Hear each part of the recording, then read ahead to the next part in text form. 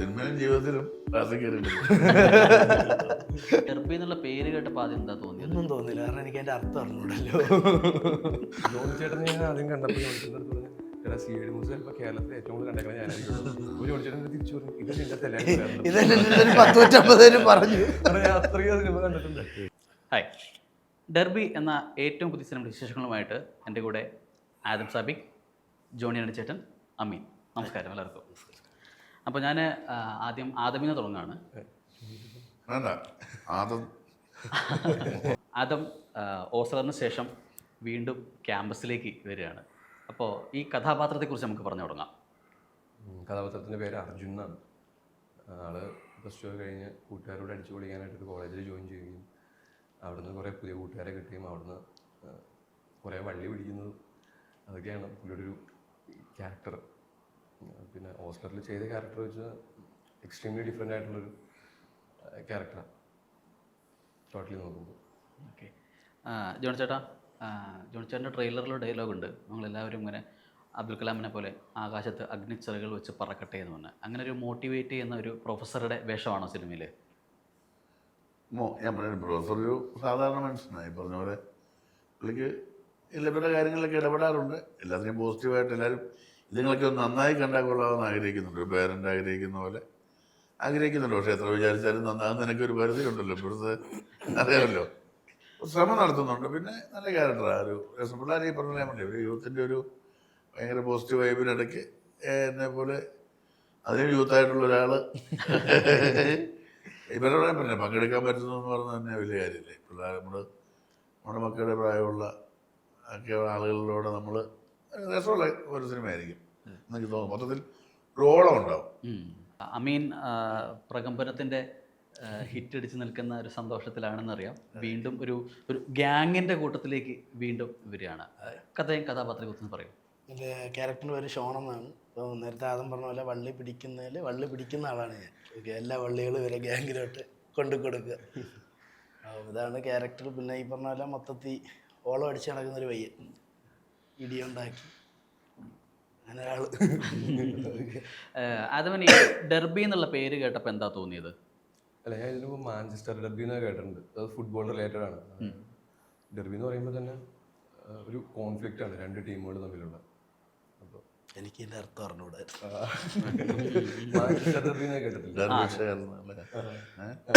ഒരു കോൺഫ്ലിക്റ്റ് ആണ് അത് രണ്ട് ടീമുകൾ തമ്മിലുള്ള. അപ്പോൾ എനിക്ക് അത് തന്നെയാണ് ഇവർ അർത്ഥം വെച്ചിട്ട് എടുത്തതെന്ന് എനിക്കറിയില്ലായിരുന്നു. അപ്പോൾ സജിൽക്കാട് ചോദിച്ചു, സജിൽക്കായും പറഞ്ഞു ഇതുപോലെ കുറച്ച് ഗ്യാങ്ങുകളുണ്ട്, അവരുടെ ഇടയിൽ നിങ്ങളുടെ ഇടയിൽ നടക്കുന്ന കോൺഫ്ലിക്റ്റ് ആണ്, അപ്പോൾ അതുകൊണ്ടാണ് ഡെർബി എന്നുള്ള പേരിട്ടതെന്ന് പറഞ്ഞു. പിന്നെ ഈ ഓസ്ലറിലെ പ്രകടനമാണോ അതിലേക്ക് തിരഞ്ഞെടുക്കാൻ കാരണം? ഓസ്ലർ കണ്ടിട്ടുണ്ടായിരുന്നു അവർ, അങ്ങനെ അത് കണ്ടിട്ട് വിളിച്ചതാണ്. ജോൺ ചേട്ടന് ഈ ഒരു നടൻ എന്ന രീതിയിൽ കഥ കേൾക്കുമ്പോഴും സംവിധായകൻ എന്ന രീതിയിൽ കഥ കേൾക്കുമ്പോഴും എന്തെങ്കിലും വ്യത്യാസം ഫീൽ ചെയ്യാറുണ്ടോ? നമ്മളിപ്പോൾ സംവിധായകനായതുകൊണ്ട് കഥ കേൾക്കുമ്പോൾ നമ്മളുടെ രീതിയിൽ നമ്മളൊന്ന് ചിന്തിച്ച് നോക്കും. ഈ സിനിമ ഇങ്ങനെയൊക്കെ ആയിരിക്കും, ഈ സിനിമ ഇങ്ങനെ ആയിരിക്കും അവരെടുക്കുക എന്നൊക്കെ ആയിരിക്കും നമ്മൾ ചിന്തിക്കും. എല്ലാവരും അങ്ങനല്ലേ, നമ്മൾ മനസ്സിൽ കാണുമല്ലോ. ഒരു നോവൽ വായിച്ചാലും നമ്മളിങ്ങനെയൊക്കെ ആയിരിക്കും, നമ്മൾ തന്നെ കഥാപാത്രങ്ങളെയും നമ്മുടെ ഉള്ളിലൊരു തോന്നൽ വരുമല്ലോ ഇങ്ങനെയൊക്കെ ആയിരിക്കും എന്നുള്ളത്. അതെല്ലാവർക്കും ഉള്ള പോലെ തന്നെ എനിക്കും ഉണ്ടാവും. പക്ഷേ നമ്മളിപ്പോൾ നടൻ എന്ന് പറയുമ്പോൾ നടൻ എന്താണ് ചെയ്യാനുള്ളത്, അല്ലെങ്കിൽ ഡയറക്ടർക്ക് അദ്ദേഹം ആവശ്യപ്പെടുന്ന പോലെ നമുക്ക് എന്താണ് ചെയ്യാൻ പറ്റുന്നത്, എന്തെങ്കിലും കോൺട്രിബ്യൂട്ട് ചെയ്യാനുണ്ടോ, അല്ലെങ്കിൽ അവരോട് എന്തെങ്കിലും നിർദ്ദേശിക്കാനുണ്ടോ, അങ്ങനെയുള്ള കാര്യങ്ങൾ ആലോചിക്കും. പിന്നെ ഞാൻ പറഞ്ഞില്ല, ഇപ്പോഴത്തെ യങ്സ്റ്റേഴ്സ് എല്ലാവരും നല്ല മിടുക്കന്മാരാണ്. അവർ അത്യാവശ്യം നന്നായിട്ട് നമ്മൾ എക്സിക്യൂട്ട് ചെയ്യുന്നുണ്ട്. കംഫർട്ട് സോണിൽ പോകുന്നു, അഭിനയിക്കുന്നു, പോരുന്നു, അത്രയേ ഉള്ളൂ. ഞാൻ മുമ്പ് ഒരു അഭിമുഖത്തിൽ കേട്ടിട്ടുണ്ട്, ജോൺ ചേട്ടൻ ചെയ്ത സിനിമകളിലെ സംഭാഷണങ്ങൾ സംവിധാനം ചെയ്യുന്ന സമയത്ത് അങ്ങോട്ട് പറഞ്ഞു കൊടുക്കാറുണ്ട് എന്ന് കേൾക്കാറുണ്ട്. അപ്പോൾ ഇങ്ങനൊരു നടൻ എന്നുള്ള ഒരു ക്യാമറയ്ക്ക് ഫ്രണ്ടിലേക്ക് വരുമ്പോൾ സ്വന്തം അങ്ങനെ ഒരു ഇംപ്രവൈസേഷന് ശ്രമിക്കാറുണ്ടോ? തീർച്ചയായിട്ടും. പ്രത്യേകിച്ച് നമ്മൾ ഈ ഹ്യൂമർ റോളൊക്കെ ആകുമ്പോൾ എന്തെങ്കിലും കോൺട്രിബ്യൂട്ട് ചെയ്യാൻ ശ്രമിക്കാറുണ്ട്. കാരണം നമ്മൾ മിക്കവാറും സിനിമകളിൽ എപ്പോഴും തമാശകൾ പൊലിക്കും. ഒരു നമ്മളൊരു സെൻറ്റിമെൻറ്റ്സ് അല്ലെങ്കിൽ ഒരു ഇമോഷൻ അല്ലെങ്കിൽ ഒരു അങ്ങനത്തെ ഒരു ഡയലോഗ്സ് ആണെങ്കിൽ പോലും അതൊരു കൃത്യമായ ഫ്രെയിം ഉണ്ടാകും. ഹ്യൂമർ എപ്പോഴും പറഞ്ഞു പൊലിക്കും. ഒരു ഫ്രെയിം വേണം, എങ്കിൽ അത് കുറച്ചുകൂടെ ഇമ്പ്രൂവൈസ് ചെയ്യാൻ പറ്റും. അതാണ് ഹ്യൂമറിൻ്റെ ഒരു പ്രത്യേകത. അപ്പോൾ സ്വാഭാവികമായിട്ടും അത് ഇപ്പം ഞാനും ഇവരും അങ്ങ് ഒന്നിച്ച് അഭിനയിക്കുന്ന സമയത്ത് ഇപ്പോൾ ഒരു ഡയലോഗ് വന്നു, അപ്പോൾ മോനിങ്ങനെ പറയാനോ, ഞാൻ ഇങ്ങനെ പറയാൻ ചേട്ടൻ, ഞാനിങ്ങനെ പറയുമ്പോൾ ചേട്ടനൊരു കാര്യം അങ്ങനെ പറ, അപ്പോൾ ഡയറക്ടറോട് അത് കൊള്ളാം അത് പറഞ്ഞോ എന്ന് ഡയറക്ടറും കൂടെ പറയുമ്പോൾ മൊത്തത്തിൽ അങ്ങനെ ഒരു ഡിസ്കഷൻ ഹ്യൂമറിനോ അങ്ങനെ ഒരു ഒരു ഏരിയ ഉണ്ട്. അപ്പോൾ അങ്ങനെ അത് പ്രത്യേകിച്ച് ഞാൻ തുടക്കകാലം മുതൽ അസിസ്റ്റൻ്റ് വർക്ക് ചെയ്ത സിനിമകളും ഡയറക്ടർ സിനിമകളെല്ലാം ഭയങ്കര ഹ്യൂമർ സാധ്യതയുള്ള സിനിമകളായിരുന്നു. അപ്പോൾ അതുകൊണ്ട് തന്നെ ഇപ്പോഴും ഇംപ്രൂവൈസേഷൻ നല്ലതാണ്. പിന്നെ എത്രത്തോളം വേണം എത്രത്തോളം വേണ്ട തീരുമാനിക്കുന്ന ഡയറക്ടറാണ്. അതിങ്ങനെ ഒരാളുണ്ടല്ലോ, അത് സ്വാഭാവികമായിട്ടും അവർ കറക്റ്റായിട്ട് പറഞ്ഞിട്ട് ഇത് മതി, അല്ലെങ്കിൽ ചേട്ടാ അത് കൊള്ളാം, അവരുടെ കയ്യിലാണത്. ഇപ്പോൾ ഇതിൻ്റെ കൂടെ ഞാൻ ചോദിക്കുകയാണ്, ഞാനിപ്പോൾ പെട്ടെന്ന് എനിക്ക് ഓർമ്മ വന്നത് ഈ പാൽത്തോ ജാനവർ എന്ന് പറഞ്ഞ സിനിമയിൽ ഈ ബേസിലും ഷമീത്തിലും സംസാരിച്ചുകൊണ്ടിരിക്കുമ്പോൾ ഒരു കോഴിയായിട്ട് വരുന്നൊരു സീനുണ്ട്. അതിൽ ചേട്ടൻ ഫുൾ ഗൗരവത്തിലാണ് നിൽക്കുന്നത്. അപ്പോൾ ഈ ഗൗരവത്തിൽ തന്നെ നിന്ന് തമാശ പറയാന്നുള്ളത് ആ ഒരു ഡിസ്കഷനിൽ വന്നതാണോ? തമാശയല്ലത്, അത് ശരിക്കും അയാളുടെ അവസ്ഥയാണ്. ഇപ്പോൾ പൂങ്കോഴി മുട്ടയിടുമെന്നാണോ പറയുന്നത്? നമുക്ക് കിട്ടിയ കോഴി പൂങ്കോഴിയാണ്. അതെ, മുട്ടയിടാൻ മുട്ട 6 മാസത്തിനുള്ളിൽ മുട്ടയിടുമെന്ന് പറയുമ്പോൾ ഇതെല്ലാം കൂടെ കൊടുത്ത കോഴി മുട്ടയിടുമെന്നാണോ ഇയാൾ പറയുന്നത്? അപ്പോഴാണ് അവർക്ക് മനസ്സിലാകുന്നത് പൂങ്കോഴിയായിരുന്നു. പിന്നെ എന്നാ ലാസ്റ്റ് ആ സിറ്റുവേഷൻ നമുക്ക് ചൂടാകുമ്പോൾ ആളുകൾക്ക് ഒരു ചിരിയുണ്ട്. അതെ, കാരണം ഫീൽഡ് ഓഫ് മറ്റേ ഡോക്ടർമാരാണ് ഈ പറയുന്നത്. അതെ. പിന്നെ ലാസ്റ്റ് നമ്മൾ ആ ദേഷ്യത്തിൽ നിന്നാ ഇയാളുടെ ഗുണത്തെ കോഴി എന്ന് പറഞ്ഞ് കൊടുത്തിട്ട് പോകുക. അവിടെ ആരും ചിരിച്ചു പോകും. എൻ്റെ അവസ്ഥയ്ക്ക് എനിക്കത് ഹ്യൂമറല്ല, അതെ, പക്ഷെ കാണുന്നവർക്ക് അത് ഹ്യൂമറാണ്. അതാണ് തമാശയുടെ ഒരു പ്രത്യേകത. നമ്മൾ മറ്റുള്ളവരുടെ വേദനകൾ മറ്റുള്ളവർക്ക് ചിലപ്പോൾ തമാശയായിട്ട് തോന്നാം. വീഴുന്നില്ലേ, വീഴുമ്പോൾ കാണുന്നവരിന്ന് ചിരിക്കില്ലേ? പക്ഷെ ആ വീഴ്ച ആരാണ്, അയാൾ എങ്ങനെ വന്നു? ഒരു പാവപ്പെട്ട മനുഷ്യൻ മുണ്ടും കയ്യിൽ എടുത്ത് വന്നാൽ ചിലപ്പോൾ വീണാലായോ പാവം അല്ലേ? ആ സമയത്ത് ഭയങ്കര സൂട്ടും കോട്ടൊക്കെ ഇട്ട് ഒരാൾ ചെറിയ ചാടെ വന്ന് അയാൾ വീണ് ആരും ചിരിച്ചു പോകും എന്നൊക്കെ പറയുന്ന പോലെ. അമീൻ പ്രകമ്പനത്തിൽ ഒരു ഹോസ്റ്റലിൻ്റെ പശ്ചാത്തലം ഉണ്ടായിരുന്നു. ഒരു ക്യാമ്പസിൻ്റെതായ ഒരു അന്തരീക്ഷം അവിടെ ഉണ്ടായിരുന്നു. പക്ഷേ ഒരു ക്ലാസ്സിൽ കയറുന്നതായിട്ടൊരു കഥാപാത്രമല്ല. ഇതിൽ ക്ലാസ്സിൽ കയറുന്നുണ്ടോ? ഇതിലും ക്ലാസ്സിൽ കയറുന്നില്ല. ഇതിൽ ക്ലാസ്സിൽ കയറുന്നില്ല. ഇതിൽ ഈ നേരത്തെ പറഞ്ഞ പോലെ തന്നെ എല്ലാം അടിച്ചു പൊളിച്ച് ഈ ഓണപ്പരിപാടി അങ്ങനത്തുള്ള പരിപാടി എല്ലാം അടിച്ചു പൊളിച്ച് നടക്കുന്നു. ക്ലാസ്സുമായിട്ടൊരു ബന്ധമില്ല. ഒരു കോളേജ് ലൈഫ് മിസ് ചെയ്തൊരു കോളേജ് ലൈഫ് കിട്ടിയോ ഈ സിനിമയിൽ? ഞാനിപ്പോൾ അടുപ്പിച്ച് 2 സിനിമയും കോളേജ് പരിപാടിയാണ് ചെയ്തത്. അപ്പം എനിക്ക് ഭയങ്കര വിഷമം. ഞാൻ ഈ കോളേജ് എനിക്കങ്ങോട്ട് കംപ്ലീറ്റ് ആക്കാൻ പറ്റിയിട്ടില്ല. ഈ പറഞ്ഞ സിനിമയുടെ സമയത്ത്. സിനിമയും ജീവിതത്തിലും അപ്പോൾ എനിക്ക് കുറേ ഫ്രണ്ട്സിനെ കിട്ടി. ഞാൻ ഭയങ്കര ഡൗൺ ആയിട്ടിരിക്കുന്ന സമയത്താണ് ഈ ഡെർബിയിൽ വന്ന് ജോയിൻ ആണ്. അപ്പോൾ ആ സമയത്ത് ഭയങ്കര നമ്മളെല്ലാം ഒരു വീട്ടിലാണ് നിന്ന്. അത് ഹോസ്റ്റൽ വൈബാണൊക്കെ തന്നെ നമുക്ക് കിട്ടി. ഡൗൺ ആയിരുന്നു. അപ്പോൾ മെന്റലി പ്രകമ്പനത്തിൽ പറഞ്ഞ പോലെ ക്ലാസ്സിൽ കയറുന്നില്ല, ഇതിലും ക്ലാസ്സിൽ കയറുന്നില്ല.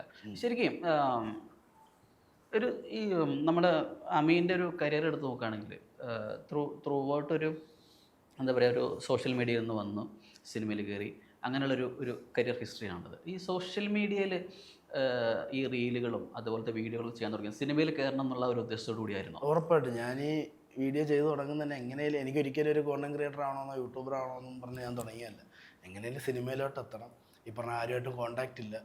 ഞാൻ ചോദിക്കും സ്വന്തമായിട്ട് കുറച്ച് സ്ക്രിപ്റ്റ് ചെയ്തിട്ടാണെങ്കിൽ ഇവരെ പോലത്തുള്ള ആൾക്കാരൊക്കെ കാണുമല്ലോ എന്നുള്ള രീതിയിലാണ് ഞാൻ ഈ വീഡിയോസ് ചെയ്ത് തുടങ്ങുന്നതും. അത് കറക്റ്റായിട്ട് തന്നെ റൂട്ടിൽ പോയി. ആദ്യം ഉജ്ജ്വലനിലാണ് വിളി വരുന്നത്, ഡിറ്റക്റ്റീവ് ഉജ്ജ്വലൻ. അപ്പോൾ അത് കഴിഞ്ഞിട്ട് ആ സെറ്റിൽ നിന്ന് തന്നെയാണ് എനിക്ക് പ്രകമ്പനത്തിൻ്റെ നിർമ്മലേട്ടൻ വഴി കോണ്ടാക്റ്റ് വരുന്നത്. അതിന് മുമ്പേ അവിടെ വിജയ് പ്ലാനിങ് ഉണ്ടായിരുന്നു. എനിക്ക് നിർമ്മലേട്ടനാണ് ഇങ്ങനെ ഒരു പടം വരും പിടിച്ചോ എന്ന് പറഞ്ഞു. അങ്ങനെ അങ്ങോട്ട് പോയി. ഈ ഡെർബി എന്നുള്ള പേര് കേട്ടപ്പോൾ ആദ്യം എന്താ തോന്നിയത്? ഒന്നും തോന്നില്ല. കാരണം എനിക്ക് അതിൻ്റെ അർത്ഥം അറിഞ്ഞൂടല്ലോ. ഒന്നും തോന്നില്ല. ഞാൻ എൻ്റെ അർത്ഥം ചോദിക്കാനും പോയില്ല. കാരണം സ്ക്രിപ്റ്റ് വായിച്ചപ്പോൾ എനിക്ക് മനസ്സിലായി ഒരു തല്ലി പരിപാടി. അപ്പം അതുമായിട്ട് എന്തെങ്കിലും ബന്ധം കാണുമെന്ന് വിചാരിച്ചു. ഈ ആദ്യത്തിന് ഓസ്ലറിന് ശേഷം ഒരുപാട് സ്ക്രിപ്റ്റുകൾ വരുന്നുണ്ടായിരുന്നോ? ഞാൻ കേട്ടിട്ടുണ്ടായിരുന്നു. എനിക്ക് ആ സമയത്ത് കേട്ടതിൽ വെച്ച് ഇൻട്രസ്റ്റിംഗ് ആയിട്ടുള്ള സിനിമ ഞാൻ ചെയ്തു. നമ്മുടെ ജയേട്ടൻ, വിനായൻ ചേട്ടൻ, സണ്ണി വൈൻ ചേട്ടനെ കൂടെ ഒരു അത് പോസ്റ്റ് പ്രൊഡക്ഷൻ നടക്കുകയാണ് അതിൻ്റെ. അപ്പോൾ അതിൻ്റെ പോസ്റ്റ് പ്രൊഡക്ഷൻ നടക്കുന്ന സമയത്താണ് ഇതിൻ്റെ സ്ക്രിപ്റ്റ് കേൾക്കുന്നത്. എനിക്ക് ഇഷ്ടപ്പെട്ട് ഇത് ചെയ്യാമെന്ന് തീരുമാനിക്കുന്നത്. ഇതിൽ ഞാൻ ട്രെയിലർ കണ്ടപ്പോൾ ശ്രദ്ധിച്ചൊരു കാര്യം, അബുസലിമേട്ടനാണ് ആദ്യത്തിൻ്റെ അച്ഛനായിട്ട് വരുന്നത്. ആ ഒരു കോമ്പിനേഷൻ എങ്ങനെ ഉണ്ടായിരുന്നു? ഞാൻ ഭയങ്കര എക്സൈറ്റഡ് ആയിരുന്നു. എൻ്റെ അടുത്ത് ഇതുപോലെ ആരാണ് അച്ഛൻ എന്നുള്ള ആദ്യം എൻ്റെ അടുത്ത് പറഞ്ഞിട്ടുണ്ടായിരുന്നില്ല. അങ്ങനെ അബൂക്ക വന്ന് അന്നത്തെ ദിവസം ക്യാരവനിലേക്ക് ചെല്ലാൻ പറഞ്ഞു എൻ്റെ അടുത്ത്. അബൂക്ക കണ്ട കയറി വന്ന് അബൂക്ക ആ മോനെ വാടാ കയറി വാ എന്ന് പറഞ്ഞ് വിളിച്ച് കയറ്റി. ആദ്യം എടുത്ത് വെച്ചു ജിമ്മിലൊക്കെ പോകാറുണ്ടല്ലേ? പോകാറുണ്ട്. ആ മുടക്കരുത് കേട്ടോ. മുടക്കില്ല. പിന്നെ അവിടെ നിന്ന് ശരിക്കും എനിക്ക് പറയുന്ന പോലെ ആ ഒരു സ്നേഹവും എല്ലാം അബൂക്ക തന്നിട്ടുണ്ടായിരുന്നു. ഇവരുടെ സിനിമകൾ ഷൂട്ട് ചെയ്യുന്നതിൻ്റെ പഴയ കഥകളും ഇതൊക്കെയായിരുന്നു. ഞങ്ങൾ ഷൂട്ടിൻ്റെ ഇടയിൽ ഫ്രീ ടൈമിൽ ഞാൻ പോയിട്ട് ചോദിക്കും ആ സിനിമയുടെ ഇടയിൽ എന്താ കഥകൾ. എനിക്ക് ഓരോന്നായിട്ട് ഇങ്ങനെ പറഞ്ഞു തരും. ഭയങ്കര രസമായിരുന്നു. പുള്ളി പഴയ സപ്പോർട്ടീവായിരുന്നു. പോലീസുകാരനാണ്. അറിയാം. അന്ന് ലീവ് എടുത്തിട്ടാണ് പുള്ളി സിനിമയ്ക്ക് ചെയ്തുകൊണ്ടിരുന്നതെന്ന് കേട്ടിട്ടുണ്ട്. അന്നത്തെ സമയത്ത് ഇടി കൊണ്ട കഥകളൊക്കെ പറയുമായിരുന്നോ? ഞാൻ അതൊന്നുമില്ല, എനിക്ക് സിനിമാ കഥകൾ കേട്ടാൽ മതി. അതുകൊണ്ട് അതേ ചോദിക്കുള്ളായിരുന്നു. സിനിമാ കഥകൾ, പിന്നെ ബോഡി മെയിൻറ്റെയിൻ ചെയ്യുന്നത്, അതൊക്കെ എല്ലാം കുറേ കാര്യങ്ങൾ പറഞ്ഞു. അവൾക്ക് ഇന്റർവ്യൂ ചെയ്തിട്ടില്ലേ?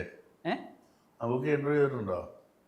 ഇല്ല, എനിക്ക് നേരിട്ട് ഇല്ല. ഇല്ല. നമുക്ക് എഴുതാം, ഇതുപോലെ എഴുതാം. നേരിട്ട് പറഞ്ഞു ഇടിക്കാതെ നല്ല ഹ്യൂമൻ ബീങ്, നല്ല മനുഷ്യൻ, നല്ല മനുഷ്യനാണ്, വളരെ പോസിറ്റീവായിട്ട് തന്നെ. പിന്നെ പറഞ്ഞാൽ നമ്മളൊക്കെ പിള്ളേരോട് ചോദിക്കുന്ന സ്കൂളിൽ പോയില്ലേ, പുള്ളി ചോദിക്കാതെ ജിമ്മിൽ പോയില്ലേ? എന്നെ കണ്ടോടെ ആദ്യം എൻ്റെ അടുത്ത് ചോദിക്കുന്ന ചോദ്യം ഏതാ, ജിമ്മിലൊക്കെ പോകാറുണ്ടല്ലേ? ഞാൻ അത്യാവശ്യം ജിമ്മിലൊക്കെ പോകുന്ന ആളാ. അപ്പോൾ പുള്ളിയെ കണ്ട അപ്പം തന്നെ മനസ്സിലായി. എന്നിട്ട് രണ്ടാമത് പറഞ്ഞു മുടക്കരുത് കേട്ടോ. ഡേറ്റ് ഒക്കെ പറഞ്ഞു തരുമോ? ഞാൻ ചോദിച്ചിട്ടുണ്ട്. കാരണം അപ്പൊക്കെ ഇങ്ങനെ മെയിൻറ്റെയിൻ ചെയ്ത് പോകുന്നില്ല ഈ ഒരു പിന്നെ പ്രായത്തിലും. ആ അതൊക്കെ ഷാസ്നിയറൊക്കെ ആയിട്ടുള്ള ബന്ധമുണ്ടല്ലോ. ഷാസ്നിയറായിട്ട് പുള്ളി പല ഫോട്ടോ ഉണ്ട്. ഷാസ്നിയറിനാണെങ്കിലും കണ്ടപ്പോൾ ഒന്നോടെ കട്ടയല്ലേ പുള്ളി. മിസ്റ്റർ ഇന്ത്യ ഒക്കെ അല്ലായിരുന്നു നോക്കുക. അങ്ങനൊരു രസമാണ്. പിന്നെ ജോൺ ചേട്ടാ, ഇപ്പോഴത്തെ ഇവരിപ്പം അമീൻ സോഷ്യൽ മീഡിയ വഴി സിനിമയിൽ വന്നതാണ്. ഇവർക്ക് ഈ സിനിമയിലേക്ക് വരുന്നത് കുറച്ചുകൂടി ഒന്ന് പഴയ കാലത്തെ നോക്കിയിട്ട് എളുപ്പമായിട്ട് തോന്നിയിട്ടില്ലേ? ആളുകൾ നോട്ട് ചെയ്യാനുള്ളൊരു ഒരു ബാക്ക് സൈഡ് അവർക്ക് ഇപ്പോൾ കിട്ടുന്നില്ലേ? മീഡിയ വളരെ ഫ്രണ്ട്ലി ആയി, ഇപ്പോൾ കുറച്ച് എളുപ്പമായി. അതുകൊണ്ട് തന്നെ ഒരുപാട് ഡയറക്ടേഴ്സും ക്യാമറാമാനും ഒക്കെ ഉണ്ടാകുന്നുണ്ട്. പണ്ടൊരു പടം ക്യാമറയൊക്കെ ചെയ്യാന്ന് പറഞ്ഞാൽ അത് ഭയമായിരുന്നു. കാരണം ഫിലിം അതിൻ്റെ ഇന്നിപ്പോൾ ഒരുപാട് പേര് എനിക്ക് തോന്നുന്നു അത്യാവശ്യം വീഡിയോ ഒക്കെ നന്നായിട്ട് എടുത്തിട്ട് വരും. ഒരുപാട് വലിയ വലിയ ക്യാമറമാന്മാർ സാധാരണ കല്യാണ വീഡിയോ എടുത്ത് വന്നിട്ടുള്ളവരുണ്ട് ഇന്ന്. അതെ അതെ. അപ്പം അത് വളരെ ഈസിയായി. പക്ഷേ ഈ പറഞ്ഞ റീൽസൊക്കെ ചെയ്തിട്ട് സിനിമയിൽ പിന്നെ ഒരു കുഴപ്പമെന്ന് വെച്ചാൽ ഒരുപാട് പേരായി. ഇപ്പം അമ്മീനെപ്പോൾ ഇപ്പോൾ ഏത് സെറ്റിൽ ചെന്നാലും ഇപ്പം നമുക്ക് പരിചയമില്ല, പക്ഷേ മറ്റുള്ളവരെ അയാളെ കാണുമ്പോൾ ആളുകൾ തിരിച്ചറിയുന്നുണ്ട്. അപ്പം നമ്മൾ ആരാ അറിയില്ലേ, മറ്റേ ചെയ്യുന്ന അപ്പം അഭിനയിക്കുന്ന ഒരുപാട് പേരെല്ലാവരും നമുക്ക്, അതും പ്രായഭേദമന്യേ. ഇതുപോലെ അമ്മേനെപ്പോൾ ചെറുപ്പക്കാരുണ്ട്, പ്രായമുള്ളവരൊക്കെ ഉണ്ട് യൂട്യൂബിൽ വലിയ വലിയ പ്രോഗ്രാം ചെയ്യുന്നത്.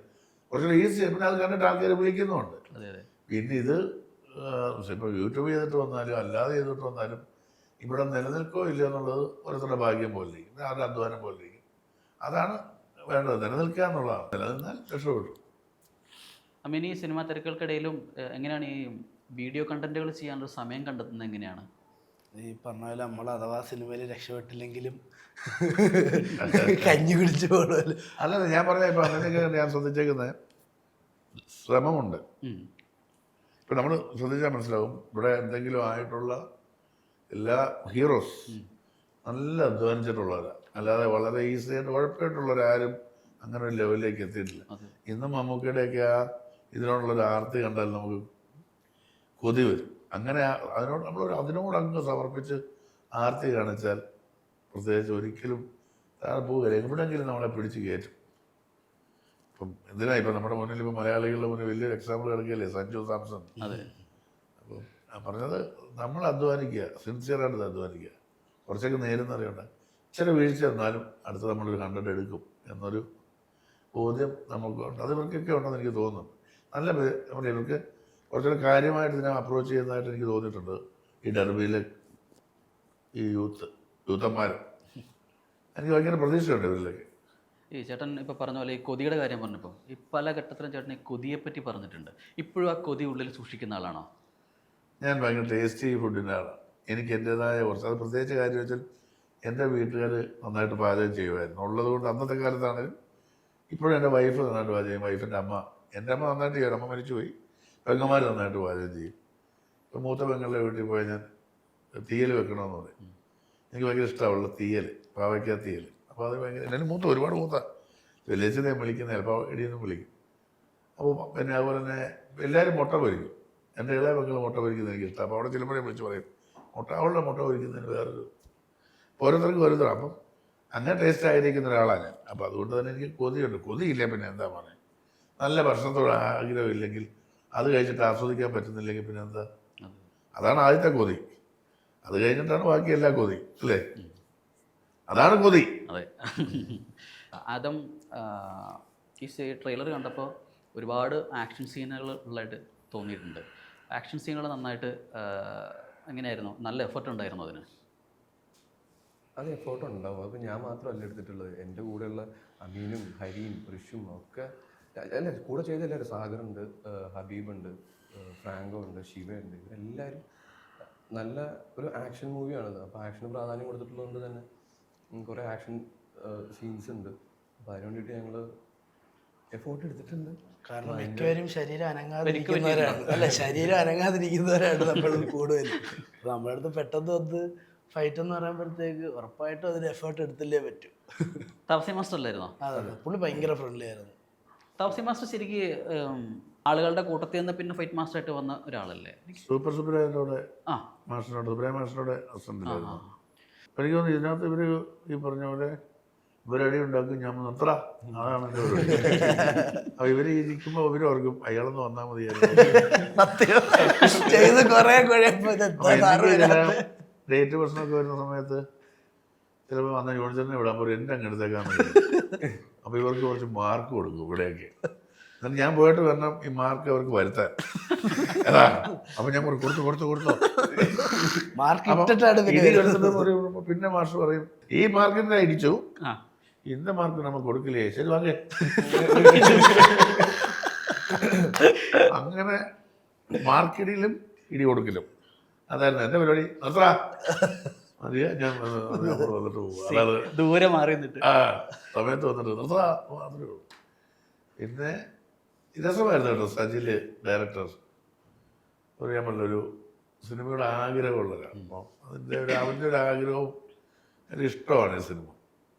അത് പറയാമല്ലോ, ഒരു ഡയറക്ടറുടെ ഒരു മനസ്സാണ് ഈ സിനിമ. അപ്പോൾ അത് രൂപീകരിക്കാൻ, അത് പിന്നെ പ്രാക്ടിക്കലാക്കി എടുക്കാൻ അയാൾ ഒരുപാട് കഷ്ടപ്പെട്ടു. പിന്നെ ക്യാമറാമാൻ അഭിനന്ദ് രാമാനുജം അല്ലേ? ആ, അപ്പം അയാളൊക്കെ നല്ല അയാളായിരുന്നു, നല്ല ടീമായിരുന്നു. പിന്നെ നിർമ്മാതാവ് അദ്ദേഹം യൂത്തും നമുക്കറിയാമല്ലോ, താരതമ്യേന പുതുമുഖമായിട്ടുള്ള ആളുകളാണ്. അദ്ദേഹം ഒക്കെ ഈ സിനിമയ്ക്ക് നല്ല രീതിയിൽ ഒരു സിനിമ ഒരാളെ വെച്ച് നല്ലൊരു സിനിമ എടുത്തേക്കാം, സാറല്ലല്ലോ ഇൻവെസ്റ്റ് ചെയ്യാമെന്ന്. അപ്പോൾ എല്ലാവരും അതിനുവേണ്ടി ശ്രമിച്ചിട്ടുണ്ട്.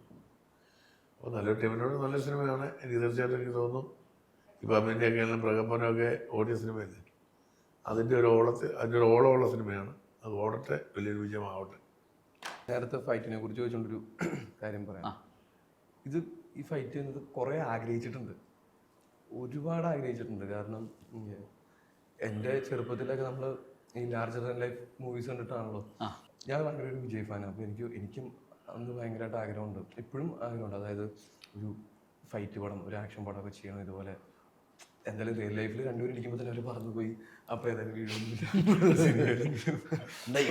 കിട്ടുമല്ലേ ഉള്ളൂ. അപ്പോൾ അതൊക്കെ ഒരുപാട് ആഗ്രഹിച്ചിട്ടുണ്ട്. അപ്പോൾ ആ എഫോർട്ടിനെ ചോദിച്ചെന്ന് പറയാം, ഞാൻ കുറേ ചാൻസ് ചോദിച്ച് കുറേ ഡയറക്ടേഴ്സിനെ പോയി കണ്ട് ഷോർട്ട് ഫിലിംസ് ചെയ്ത് എങ്ങനെയും എത്തിപ്പെടണം. കാരണം ഈ മേഖലയായിട്ട് യാതൊരു ബന്ധമില്ല. അപ്പോൾ എവിടെ തുടങ്ങും എന്നുള്ളപ്പോൾ ഷോർട്ട് ഫിലിംസൊക്കെ ചെയ്തു തുടങ്ങി, ഡയറക്ടേഴ്സിന് പോർട്ട്ഫോളിയോ അയച്ചു കൊടുത്തു തുടങ്ങി, പോയി കണ്ടു. അങ്ങനെ 2019 ഞാൻ മിഥുൻ ചേട്ടൻ്റെ അടുത്ത് പോയിട്ട് ചാൻസ് ചോദിക്കുന്നു. അന്ന് 5ാം വാരം ഇറങ്ങുന്നതിന് 1 മാസം മുമ്പ്.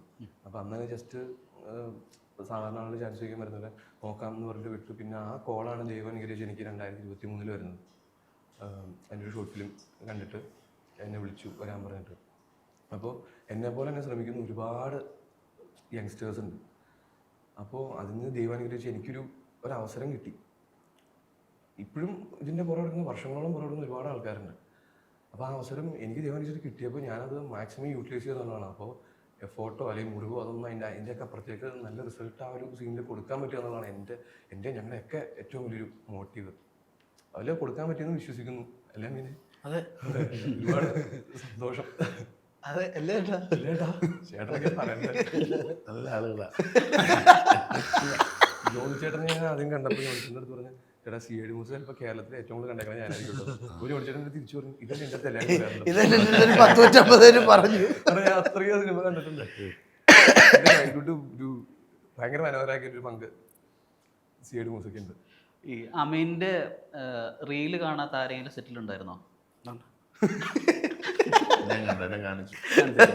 അല്ല ഞാൻ തരുന്നു മൊത്തത്തിൽ സോഷ്യൽ മീഡിയ വളരെ ആരെയും ശ്രദ്ധിച്ചാൽ മനസ്സിലാവും. ഞാനങ്ങനെ പോസ്റ്റ് ഇടുവോ ആരും ഇതൊന്നും വലിയ പിടിപാടില്ല. അറിയാതിരിക്കുന്നത് നല്ലതെന്ന് വിചാരിക്കുന്നത്. എന്തിനാ വെറുതെ എന്ത് വന്നാലും താഴെ തെറി കേൾക്കാം. സത്യം അത് നോക്കാതിരിക്കുക. അത് കാണണ്ടല്ലോ. ശരിക്കും ഇവർ ചെയ്യുന്ന വലിയൊരു എഫർട്ടല്ലേ? കാരണം ഒരു മിനിറ്റ് അല്ലെങ്കിൽ 1.5 മിനിറ്റിൽ വലിയൊരു കാര്യം പറഞ്ഞ് 3 മിനിറ്റ് വലിയൊരു കാര്യം പറഞ്ഞ് ഫലിപ്പിക്കണ്ടേ? അത് ഒരു സിറ്റുവേഷനും അല്ലാതെ സിനിമയ്ക്ക് ഒരു മൊത്തത്തിലൊരു കഥ ഉണ്ടാവുമല്ലോ. അതെ, ഇതൊരു കുഞ്ഞു കാര്യം പറഞ്ഞിട്ട് ഇപ്പം അങ്ങനത്തെ ആണല്ലോ സിനിമയുടെ സീൻസ് പോലും ഇപ്പോൾ റീൽസ് ആണല്ലോ. മറ്റേ ഇപ്പോൾ ഏതെങ്കിലും സിനിമ പണ്ടൊക്കെ 25-30 പേജുള്ള സീൻസ് ഉണ്ടായിരുന്നു. ആ ഇന്ന് അങ്ങോട്ട് ചെല്ലുമ്പോൾ തന്നെ 2 പേജേ ഉണ്ടാവുള്ളൂ മാക്സിമം. അതിൽ നിന്നും കളയാൻ പറ്റുമോ എന്ന് നോക്കും. കാരണം ഇന്ന് ഞാൻ ഉറപ്പ് തരുന്നു, നമ്മളൊക്കെ വർക്ക് ചെയ്ത അസിസ്റ്റൻ്റൊക്കെ ആയിരുന്ന കാലത്ത് വർക്ക് ചെയ്ത സിനിമയിലെ സീൻസ് പോലെ സീൻ ഉണ്ടെങ്കിൽ തലകറങ്ങി വീഴും ആൾക്കാർ. ഇന്നങ്ങനെ ഇപ്പം ഇല്ല. ഇന്ന് വലിയ ലെങ്തി ഡയലോഗ്സ് ഇല്ല. മൊത്തത്തിലൊരു മാറ്റം വന്നിട്ടുണ്ട്. പക്ഷേ ഇതും മാറും. ഇപ്പം പിന്നെ റീൽസിൻ്റെ കാര്യം പറഞ്ഞത് ഞാൻ പറഞ്ഞില്ല. ഇപ്പം സോഷ്യൽ മീഡിയയിലെ ഇപ്പോൾ ഒരു പ്രശ്നം, എനിക്കൊരാഗ്രഹമുണ്ട് ഒരാൾക്കൊരു വീട് വെച്ച് കൊടുക്കുന്നത്. അന്ന് ഞാൻ പോസ്റ്റ് ഇടുകയാണെങ്കിൽ നീ ആരുടെ വീട് വെച്ച് കൊടുക്കാൻ അങ്ങനെ വീട് വെച്ചില്ല ഞങ്ങളില്ല താമസിക്കുകയില്ല എന്ത്. അപ്പോൾ ഒന്നും പറയാതിരിക്കുന്ന നല്ലത്. അതെന്താണെന്നറിയില്ല കുറേ ആളുകൾ അങ്ങനെ നെഗറ്റീവ് പറയാൻ വേണ്ടി ഇരിക്കുന്ന കുറച്ച് ആൾക്കാർ. അവരൊക്കെ നേരിട്ട് വന്നിട്ടാണ് ജീവിതത്തിൽ ഇതിനെ കണ്ടിട്ട് പോലില്ലാത്ത ആൾക്കാർ നമ്മളെ തെറി വിളിക്കാറുണ്ട്. അല്ല നമുക്ക് മെസ്സേജ് വരും തെറി വിളിച്ചാൽ. ഇപ്പം നമ്മൾ ചീത്ത വിളിച്ചവരോ അല്ലെങ്കിൽ നമ്മളുമായിട്ട് എന്തെങ്കിലും ദേഷ്യമുള്ളവരൊക്കെയാണെങ്കിൽ നമുക്ക് മനസ്സിലാവും. അവരങ്ങനെ വിളിക്കുക, കുഴപ്പമില്ല. ഇതുപോലെ തന്നെ നമുക്ക് മെസ്സേജുകൾ വരും. ഇത് കണ്ടിട്ട് തെറി വിളിക്കും. തെറി വിളിക്കാൻ മേലേ ഞാൻ പറയില്ല. അമീന് നായകനാണെന്നൊരു സ്വപ്നമുണ്ടോ? അല്ല ഈ പറഞ്ഞ എല്ലാവരും സിനിമയിൽ വരുന്നത് നായകനായിട്ട് അല്ലെങ്കിൽ ഒരു നല്ലൊരു നടനായിട്ട് പോകണം എന്നുള്ള രീതി. ഞാൻ പറഞ്ഞ പോലെ സ്കൂളിൽ പഠിക്കുമ്പോൾ തൊട്ട് തന്നെ എല്ലാ ഞായറാഴ്ചയും വീട്ടിൽ നിന്ന് സിനിമ കാണാൻ പോയി പിറ്റേന്ന് രാവിലെ വന്ന് നിഹാലുമായിട്ടിരുന്ന് ക്ലാസ്സിൽ ഇരുന്ന് സംസാരിക്കും. ഇതാണൊക്കെ എല്ലാവർക്കും നടനാവണം എന്നുള്ള ഇതാണല്ലോ. പക്ഷേ ഈ പറഞ്ഞ പോലെ ഞാൻ ഉദ്ദേശിച്ച കണക്ക് ഇപ്പോൾ പോകുന്നുണ്ട്. ഇത് കണക്ക് നിലനിർത്തിക്കൊണ്ട് പോകും. നേരത്തെ ചേട്ടൻ പറഞ്ഞ പോലെ നിലനിൽപ്പ് ആണല്ലോ എല്ലാത്തിലും വേണ്ടത്. സാധിക്കും, തീർച്ചയായിട്ടും സാധിക്കും. കാരണം പരിശ്രമശാലികളാണ് നമ്മൾ. ഞാൻ പറഞ്ഞില്ലേ, ഇവിടെ നിൽക്കുമ്പോൾ നമ്മൾ സമർപ്പണം, പെരുമാറ്റം ഇതെല്ലാം ഒന്നും ഉണ്ടെങ്കിൽ എല്ലാം കേട്ടോ. വിളിച്ചേക്കണം തന്തയായിട്ടോ അമ്മാവനായിട്ടോ പ്രിൻസിപ്പളായിട്ടോ. അതല്ലേ പണ്ട് ഞാൻ ജോ കഴിഞ്ഞിട്ട് പോകുമ്പോൾ നമ്മുടെ നെസ്ലിനും മറ്റേ മാത്യു ഉണ്ട്. അപ്പോൾ ഞാൻ ലാസ്റ്റിൻ്റെ വർക്ക് ഞാൻ പോകാൻ നേരത്തെ ഞാൻ അവളുടെ അടുത്തോട്ട് ചെന്നിട്ട് പറഞ്ഞു, ഞാൻ എന്തെങ്കിലും മോശമായിട്ട് പെരുമാറിയിട്ടുണ്ടെങ്കിൽ എന്നോട് ക്ഷമിക്കും. നാളെ നിങ്ങളുടെ അമ്മാവനും ചിറ്റപ്പനും അപ്പനും ഒക്കെ ആയിട്ട് വേണം എനിക്ക് ജീവിച്ച് EMI അടഞ്ഞ് പോകാൻ. അതുകൊണ്ടൊന്ന് സഹായിച്ചേക്കണം എന്നൊക്കെ പറഞ്ഞിട്ട് പോകാം. അല്ല ഞാൻ പറഞ്ഞത് ഇനി ഇവരുടെ കാലമല്ലേ. അതെ അതെ, ഒരുപാട് യുവതാരങ്ങളുള്ള സിനിമയാണ് ഡെർബി. അപ്പോൾ ഇവരുടെ സെറ്റിൽ എങ്ങനെ ഒരു സൗഹൃദം, ഒരു ഫ്രണ്ട്ഷിപ്പ് ആ ഒരു റേഞ്ചിൽ നിർത്താൻ നിങ്ങൾ ക്രിയേറ്റ് ചെയ്യാൻ പറ്റിയോ? ഇന്നലെ ഇൻ്റർവ്യൂസിലൊക്കെ ഞങ്ങളുടെ അടുത്ത് ഓർത്തിരിക്കാൻ പറ്റുന്ന ഒരു എക്സ്പീരിയൻസ് പറയാമെന്ന് വെച്ചു. അപ്പോൾ 58 ദിവസം ഒരു എക്സ്പീരിയൻസ് വെച്ചിട്ടുണ്ട്. അതിൽ ഒന്നിലധികം എക്സ്പീരിയൻസ് വെച്ചിട്ടുണ്ട്. ഞങ്ങൾക്ക് പ്രൊഡ്യൂസർ സാർ ഒരു ഹോട്ടൽ എടുത്ത് തരുന്നതിന് പകരം ഞങ്ങളെല്ലാവരും കൂടി ഒന്ന് ബോണ്ട് ഒരു ക്രിയേറ്റ് ചെയ്യാൻ വേണ്ടിയിട്ട് ഒരു വീട് എടുത്ത് തന്നിരുന്നു. ആ വീട്ടിൽ മൊത്തം 5-6 മുറി എന്താണ്. പക്ഷേ ഞങ്ങൾ രാത്രി കിടക്കുന്ന ഒറ്റ മുറിയിലായിരുന്നു. ലാസ്റ്റത്തെ ഒരാഴ്ച അവിടെ ഇറക്കി വിടുകയാണ് ചെയ്തത്. അത് ബർത്ത്ഡേ നടന്നേ. അപ്പോൾ എല്ലാവരും പറഞ്ഞൊരു എല്ലാവരും വിളിച്ചൊരു ചെറിയ പാർട്ടി കൂടെ കാണാൻ പറഞ്ഞു. അങ്ങനെ ഞങ്ങൾ രാത്രി എല്ലാവരും വന്നു. അന്നത്തെ ദിവസം ഞങ്ങളുടെ ബർത്ത്ഡേ പാർട്ടി നടക്കാൻ കിടപ്പാടം പോയി ഇറക്കി വിട്ടു അവിടുത്തെ അസോസിയേഷൻ. സത്യം സീരിയസ് ആയിട്ട് ഞങ്ങൾ പാട്ടൊക്കെ വെച്ച് കംപ്ലൈൻറ്റ് പോയി. പിന്നെ ഇതിനൊക്കെയുള്ള അനുഭവം ഉണ്ടായിട്ടുണ്ട്. ഷൂട്ടിങ്ങിന് വരെ ഇറക്കി വിടണമെന്ന് പ്ലാൻ ഉണ്ടായിരുന്നു. 15 ഷൂട്ടൊക്കെ കഴിഞ്ഞോണ്ട് കുറെ ഷൂട്ട് ചെയ്ത് പോയി. അതുകൊണ്ട് മാർഗമില്ലാഞ്ഞിട്ടോ. അല്ലെങ്കിൽ ഇടയ്ക്ക് ഡയറക്ടർ എന്നോട് വന്ന് ചോദിച്ചാ ഇത്രയും മുടക്കി പോയില്ലേ, അനുഭവിക്കുക. ரொம்ப ദൂരം പോയിട്ട് ഫുള്ളാ പിടിച്ച് താത്തിരിക്കുക. ആദ്യത്തിനെ കൊണ്ട് മറ്റേ പൂമാനമെന്നുള്ള പാട്ട് പഠിപ്പിക്കാൻ നോക്കിയിരുന്നോ? എനിക്ക് പാട്ട് പാടാൻ അറിയില്ല. അങ്ങനെ പൂമാനം പാട്ട് പാടാൻ ചിലർക്ക് പറയും. ആ പാട്ട് വന്നുകൊണ്ട് ആൾക്കാരുടെ ഉള്ളിലേക്ക് കുറച്ചുകൂടെ ഒരു അവരുടെ സ്നേഹം കിട്ടി. ആ പാട്ടുള്ളതുകൊണ്ട്. എടാ ഹോസ്റ്റലറിൽ നിന്ന് വിളിക്കുന്ന ആൾക്കാരുണ്ട്. പൂമാനമേ വന്നില്ല എന്നാ ചോദിക്കുന്നത്.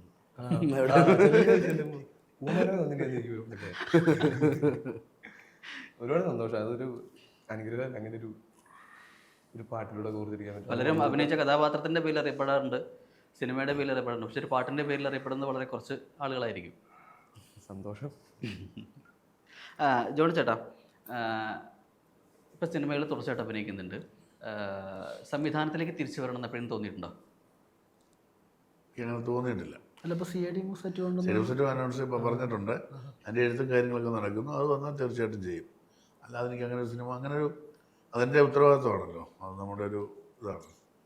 അല്ലാതെ എനിക്ക് അങ്ങനെ തോന്നിയിട്ടില്ല. എനിക്ക് ഈ കംഫർട്ട് സോണിൽ അഭിനയിച്ച് പോകുന്നത് തന്നെ എനിക്ക് താല്പര്യം. ഈ പൊതുവെ ഈ സംവിധാനത്തെക്കാൾ ടെൻഷൻ കുറഞ്ഞ പണിയാണോ അഭിനയം? തീർച്ചയായിട്ടും എൻ്റെ സംശയം. അവിടെ എത്രയോ പ്രാവശ്യം വന്നിട്ടില്ല. വളരെ ഇതല്ല നമ്മൾ അവിടെ ഓക്കെ ആണെങ്കിൽ, അതായത് സ്റ്റാർട്ടും കെട്ടും പറഞ്ഞതിൻ്റെ ആ ഒരു സമയമാണ് കറക്റ്റ് ആവേണ്ടത്. അതിനുവേണ്ടി ഒരു തയ്യാറെടുപ്പ് അത് ഓക്കെ, നമ്മളത് മാത്രം ശ്രദ്ധിച്ചാൽ മതിയല്ലോ. മറ്റേന്ന് പറഞ്ഞാൽ ഒരു ഓൾറൗണ്ടർ ആണ്. എല്ലാ കാര്യങ്ങളിലും നമ്മുടെ കണ്ണ് വേണം, എല്ലാം ശ്രദ്ധിക്കണം. പിന്നെ നന്നായാലും ചീത്തയായാലും തരും നമുക്കായിരിക്കും. ഒരു താങ്ക്ലെസ് ജോബാണ് ശരിക്കും പറഞ്ഞാൽ, അല്ലേ? എനിക്ക് തോന്നിയിട്ടുണ്ട്. നന്ദിയും കിട്ടില്ല, അവസാനം ചിലപ്പോൾ കാശും കിട്ടില്ല നമുക്ക്. കാരണം അവസാനം വരെ കൂടെ നിൽക്കുമ്പോൾ നിൻ്റെ കാശ് അങ്ങോട്ട് തരും എന്നൊക്കെ പറഞ്ഞിട്ട് ശരി എന്നാൽ ശരി പടം ഇറങ്ങി ഓടിയാലും ചിലപ്പോൾ കിട്ടില്ല, ഓടിയില്ലെങ്കിലും കിട്ടില്ല. അങ്ങനെയൊക്കെ സംഭവിക്കാം. അത് അവരെയും നിർമ്മാതാക്കളെയും പറഞ്ഞിട്ട് കാര്യമില്ല. അങ്ങനെ ഞാൻ പറഞ്ഞില്ലേ, പിന്നെ സംവിധാനം എന്ന് പറയുമ്പോൾ നമ്മൾ ഇത്രയും പേരെ നിയന്ത്രിച്ച് നമ്മുടെ മനസ്സിലുള്ള രീതിയിൽ ഒരു സിനിമ വിഷ്വൽ ചെയ്ത് കട്ട് ചെയ്ത് തിയേറ്ററിൽ വന്ന് കാണേണ്ട ഓഡിയൻസ് ഏറ്റെടുക്കുമ്പോൾ ഒരു സംവിധാനം കിട്ടുന്ന സന്തോഷം ഒരു നടനൊരിക്കലും കിട്ടില്ല. ഞാൻ അഭിനയിച്ച് മലമറിച്ചിട്ട് എൻ്റെ സീൻ കാണുമ്പോൾ ആൾക്കാർ കൈയടിക്കുകയോ ചിരിക്കുകയോ ഒക്കെ ചെയ്യുന്നതിലും സന്തോഷം നമ്മൾ ഒരു വലിയ നടന്മാരെ വെച്ച് ഒരു സിനിമ എടുത്ത് അത് തിയേറ്ററിൽ കണ്ടിട്ട് അത് ആളുകൾ ഏറ്റെടുത്ത് കാണുമ്പോൾ ഉണ്ടാകുന്ന സന്തോഷമാണ് വലിയ സന്തോഷം. ഇതും വെച്ച സന്തോഷം, ഇതും വേറെ സന്തോഷം. അമീൻ്റെ ഇനി പുതിയ പ്രോജക്റ്റുകൾ ഏതൊക്കെയാണ്? പുതിയ പ്രോജക്റ്റ് ഇപ്പോൾ വാഴ April 2 തന്നെ വാഴ 2 ഇറങ്ങുന്നുണ്ട്. അതിനകത്ത് ചെറിയൊരു പരിപാടിയുണ്ട്. പിന്നെ ഈ പറഞ്ഞ പോലെ അത് നേരത്തെ പറഞ്ഞ ജയസൂര്യ വിനായകൻ പരിപാടിക്കകത്തും ചെറിയൊരു പരിപാടി ചെയ്തിട്ടുണ്ട്. 2 പരിപാടി ഈ സംസാരിച്ചു. വാഴ ടൂവിൽ അച്ഛന്മാരൊക്കെ ഉണ്ട് എപ്പോഴും. ഇല്ല, ഇത് ഫുൾ പുതിയ ടീം, പുതിയ അച്ഛന്മാർ പിന്നെ വരുന്നുണ്ട്.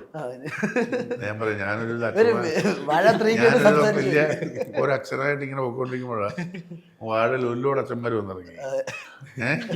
ഇപ്പൊ പിന്നെയും വരുന്നുണ്ടോ എന്ന് വളരാൻ എന്നെ ഉദ്ദേശിച്ചുകൂടാ. അതുകൊണ്ടില്ലേ അബൂസലീം അതെ, അമുക്കൊക്കെ പോലീസ് ഓഫീസറായിട്ട് വിളിച്ചോണ്ടിരുന്ന ആളാണ്.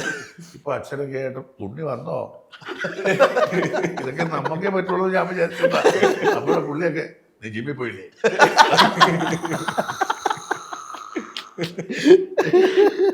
അല്ല പുണ്ണിനെ പുള്ളി കണ്ടില്ലേ കഴിച്ചോന്നല്ലേ ചോദിക്കുന്നത്. ജിമ്മിൽ പോയി. അതിൻ്റെ പുതിയ പ്രോജക്റ്റുകൾ ഇല്ല, ഇനിയിപ്പോൾ ഇറങ്ങാനുള്ള ഞാൻ നേരത്തെ പറഞ്ഞ പോലെ ജേട്ടൻ വിനായകൻ ചേട്ടൻ്റെ പ്രൊജക്റ്റ് ഉണ്ട്. പിന്നെ ഇതൊക്കെ കണ്ടിട്ട് നാളെ പ്രൊജക്റ്റ് വരണം. ജോണിച്ചേട്ടൻ്റെ പുതിയ എനിക്കോ ഞാൻ പള്ളിച്ചട്ടമ്പി വരാറുണ്ട്. അതിനകത്ത് എൻ്റെ ഒരു ഫ്രണ്ട് ഉണ്ട്. പിന്നെ ഒറ്റക്കൊമ്പനുണ്ട്.